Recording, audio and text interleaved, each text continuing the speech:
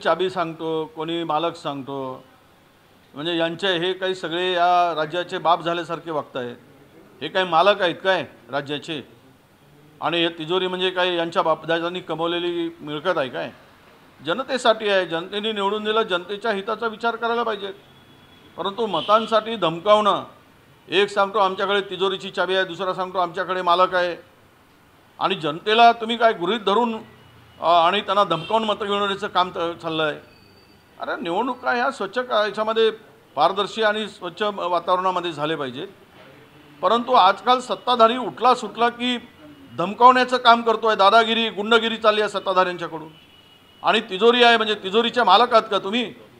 एखाद्याला ज्यावेळेस निवडून दिलं जातं आणि निवडून दिल्यानंतर तो राज्य त्याच्याकडे मतदान संपल्यानंतर किंवा सत्तेवर बसल्यानंतर पूर्ण राज्याकडे बघितलं पाहिजे।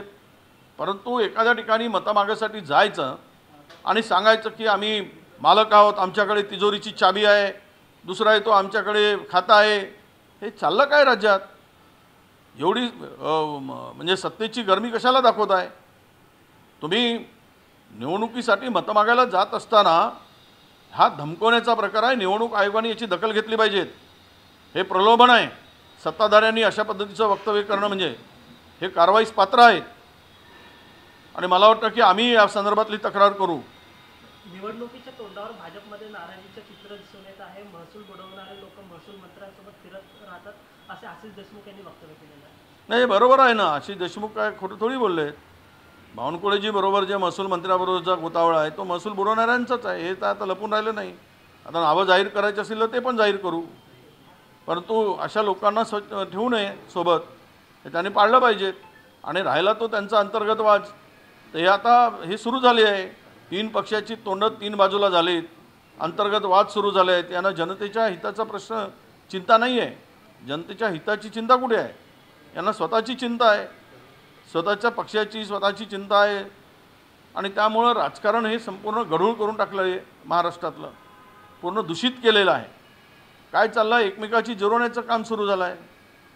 आता ज्या काही बातम्या येत आहेत त्यावरून तर वाटतं की महाराष्ट्र आता कुठे नेऊन ठेवतील, महाराष्ट्राची काय गती करतील। हे महाराष्ट्राला गती देण्यासाठी आलेत आणि महाराष्ट्राची गती करण्याचं काम सुरू झालेलं आहे। हे मला वाटतं की सत्तेच्या साठमारीत सामान्य माणूस आणि सत्तेच्या साठमारीत शेतकरी यांच्या कुठे दिसत नाही।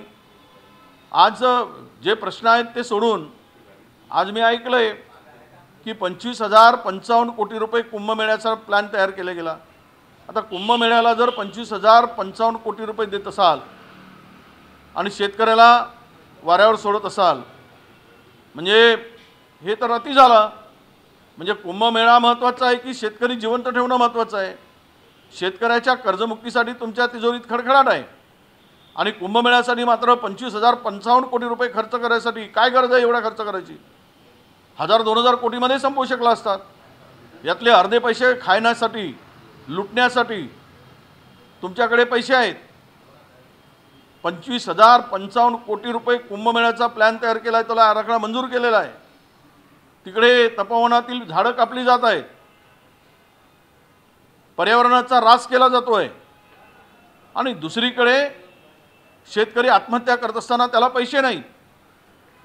म्हणजे मला वाटतं हा कुंभमेळा महत्त्वाचा आहे की शेतकरी महत्त्वाचा आहे? राज्यातील शेतकऱ्यांनी अशा नतभ्रष्टांना त्यांची जागा आणि त्यांची अवकात दाखवली पाहिजे, हा खरा प्रश्न आहे। अजित पवार यांची पुन्हा एकदा जीभ घसरल्याचे पाहायला मिळालेलं आहे आणि त्यांनी असं वक्तव्य केलं आहे की मी माझ्या भागात करून दाखवलं, तुमच्याकडे म्हणून येऊन बोलतोय आणि बाकीचे नेते आणि सर भिकारचोट असतात असं त्यांनी वक्तव्य केलं। असं आहे, सातत्यानं सत्तेमध्ये असणाऱ्यांना त्यांच्या तोंडी ही गुरमीची भाषा असणार।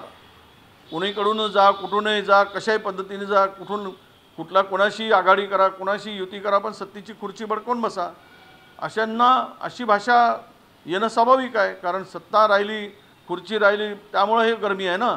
सत्तेच्या बाहेर असता तर कुठे गेला असतात? जनतेने तुम्हाला त्या ठिकाणी बसवलं म्हणून इतरांना अशा पद्धतीनं हिनवणं आणि कमी लेखणं हे बरोबर नाही, असं माझं मत आहे। पुणे जमीन घोटाळ्या प्रकरणी मीडिया कंपनीला पुन्हा मुदत वाढ दिली जाणार आहे का? नाही, ते आता सगळे मिळून सगळ्या चोरांचा बाजार भरला आहे. सगळे चोर आणि लुटेरे राज्याच्या खुर्चीवर बसलेले आहेत, डाकू बसलेले आहेत. तर या लोकांच्याकडून काय अपेक्षा ठेवायची? सरकारी जमीन बापणार, घेणार, घोटाळे करणार, एकमेकाला पाठीशी घालणार आणि ते मग चौकशीच्या नावाखाली लांबवत बसायचं. लोकविस्मरणात लोकांच्या गेलं की मग जमीन हळूच बडकून घ्यायची, असा प्लॅन असेल. कलेक्टरनी आत्तापर्यंत स्वतः तिकडे कोर्टात जाऊन हा झालेली सेलडीड आहे, ते साठेखत आहे, ते रद्द करायला पाहिजेत.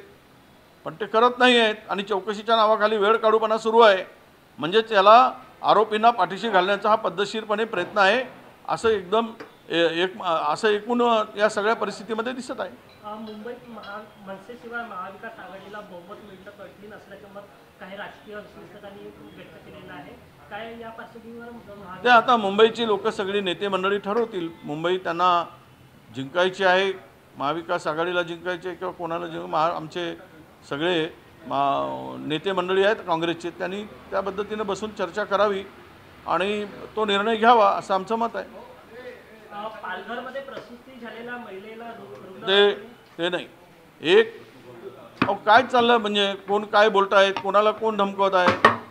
आणि एक तर आमच्या वाघताईचं वक्तव्य म्हणजे फार, मला वाटतं की अशा कशा त्या बोलू शकतात. तुम्ही बाबाच्या मागे लागू नका, बाईच्या मागे लागा. म्हणजे हे तर मला वाटतं की अरे वाघ वाघाच्या मागे नाही लागणार, ते वाघ वाघाशी झुंजणार नाही तर का वाघिणीशी फाईट करेल का? म्हणजे अशा प्रकारचे वक्तव्य मला वाटतं की आमच्या वाघताई या बोलत असताना थोडासा आपण काय बोलतो आहोत, त्याचा शब्दाचा अर्थ काय निघतो हे ध्यानात ठेवून बोललं पाहिजे.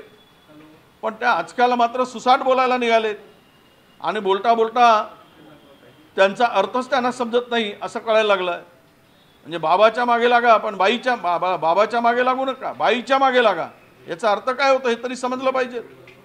कुठल्या भानगडीत आपण पडतो, कुठले शब्द वापरतो, त्याचा अर्थ काय निघतो, लोकांपर्यंत काय मेसेज जातो, हे जरा महाराष्ट्राच्या संस्कृतीला शोभेल अशा प्रकारचं वक्तव्य चित्रा वाघांनी करायला पाहिजे.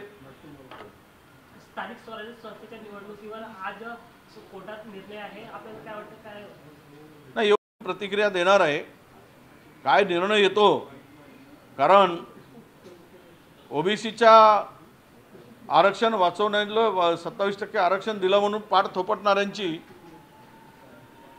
कोर्ट काय दशा करते आणि कुठली दिशा देते हे आता कळेल. पण निर्णय येऊ द्या, निर्णय आल्यानंतरच आपण त्यावर भाष्य करणं उचित राहील.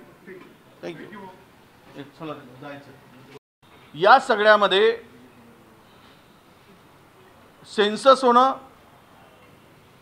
इम्पेरिकल डेटा तयार करणं, ज्याला ट्रिपल टेस्ट म्हणतो, त्याची मागणी सातत्यानं होत आहे. पण मोदी सरकार ओबीसीच्या आरक्षणासाठी जर आणि ओबीसीचं आरक्षण टिकलं पाहिजेत, ते पॉलिटिकल असू देत की बाकी असू देत, यासाठी जनगणनेची आवश्यकता होती. आम्ही खूप आग्रही राहिलो, मोर्चा आंदोलनं झाली. राहुलजींनी सुद्धा जिसकी जितनी संख्या बारी उसकी उतनी हिस्सेदारी हे वाक्य वापरून सामाजिक न्यायाच्या धुनीनं आपली जनगणना करण्याची गरज त्यावेळेस व्यक्त केली.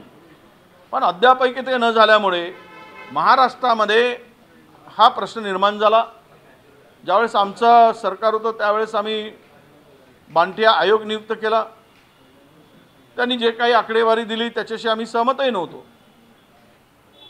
परंतु किमान ते केल्यामुळे, आयोग नेमून आम्ही इम्पेरिकल डेटा गोळा केल्यामुळे काही प्रमाणात आरक्षण वाचवण्याची संधी होती, त्याला चॅलेंज केलं गेलं. नाताचे CJI सूर्यकांतजींनी एक निर्णय दिला की आपण 2022च्या पूर्वीची जैसी स्थिती ठेवून निवडणुका घ्याव्यात. त्याचा चुकीचा अर्थ काढून स्वतःची पाठ या भारतीय जनता पक्षाच्या सरकारने थोपटून घेतली आणि आम्ही ओबीसीचं 27% आरक्षण वाचवलं. अशा पद्धतीनं महाराष्ट्रामध्ये बोंबाबोंब केली आणि मतं मिळवण्याचा केविलवाना प्रयत्न केला ओबीसींची. पण वस्तुस्थिती वेगळी होती. कारण यापूर्वीचे 2 जजमेंट हे घटनापीठाचे जजमेंट होते आणि घटनापीठाच्या जजमेंट